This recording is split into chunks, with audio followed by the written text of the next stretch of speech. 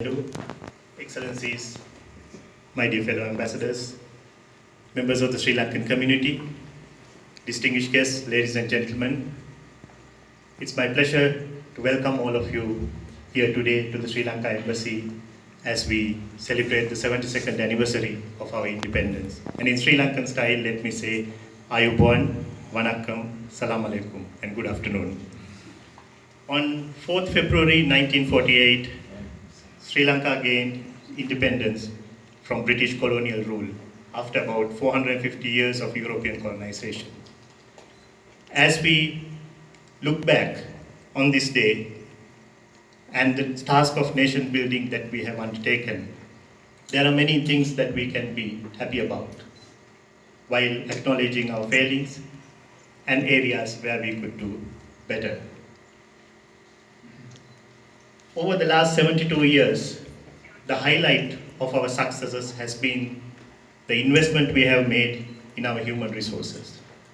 Successive Sri Lankan governments since independence implemented and maintained an extensive network of schools providing free education up till the first university degree.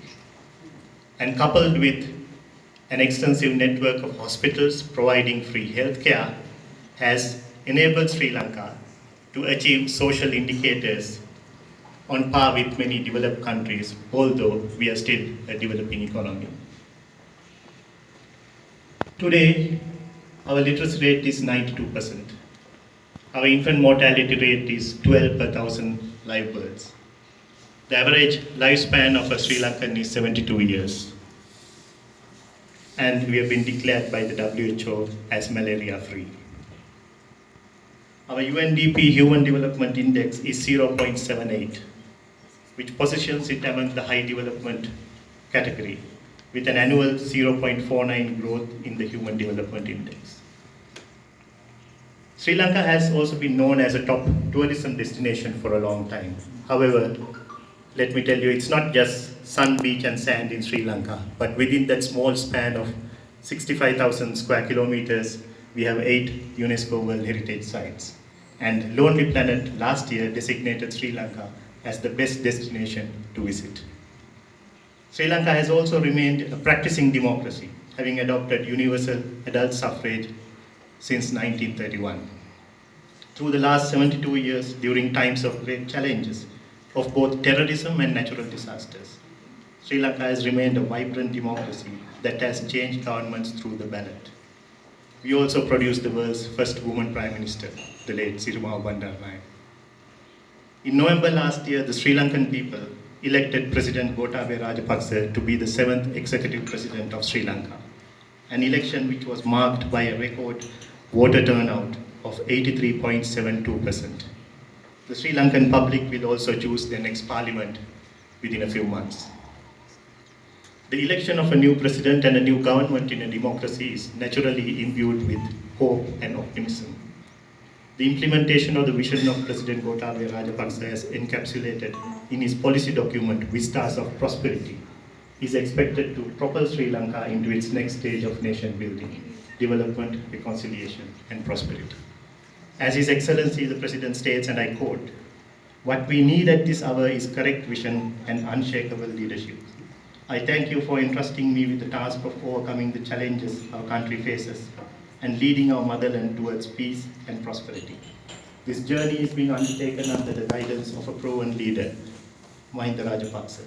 His wisdom and experience will be a great source of strength to us in this national endeavor. I strongly believe that I will be able to create the peaceful, prosperous, and beautiful Sri Lanka that you aspire to." And I end the quote.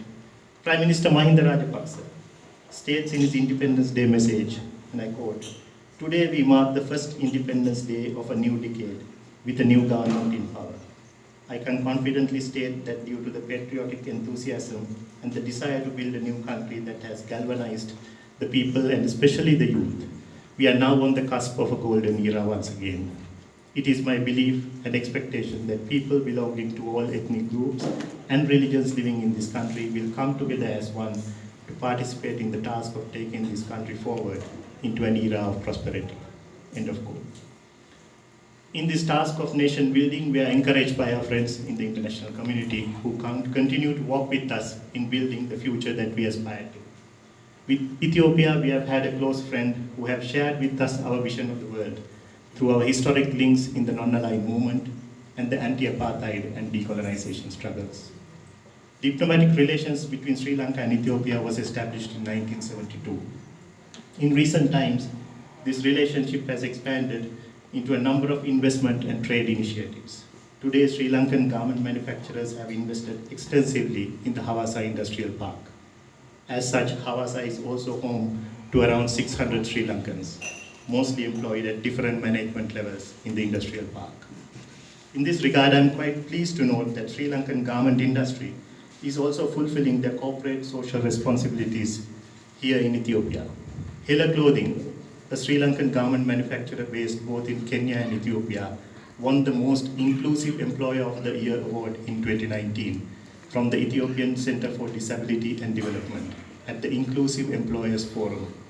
This award was in recognition of their contribution to nurture a culture of inclusivity within their workforce as exhibited in their hiring, promotion, and retention policies.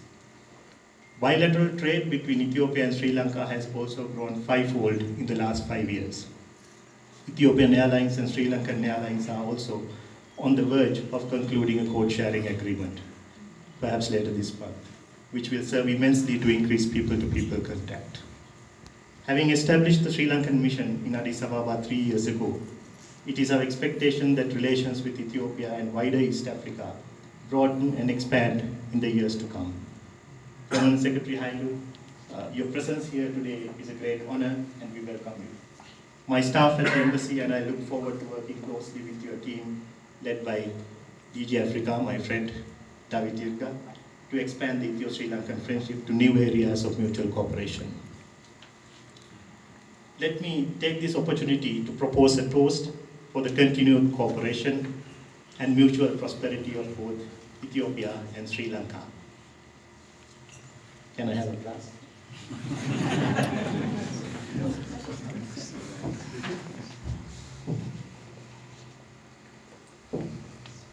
To Ethiopia and Sri Lanka, and for Ethiopian-Sri Lankan friendship. Cheers. Cheers. Cheers.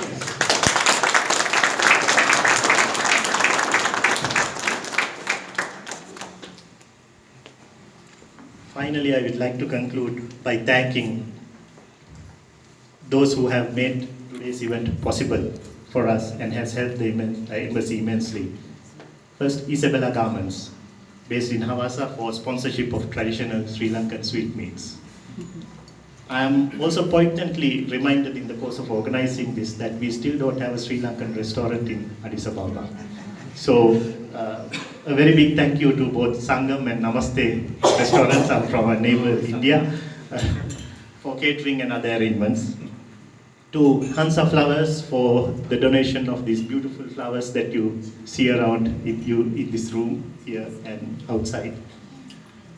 To Mr. Prabha for the cake that we will be cutting very shortly.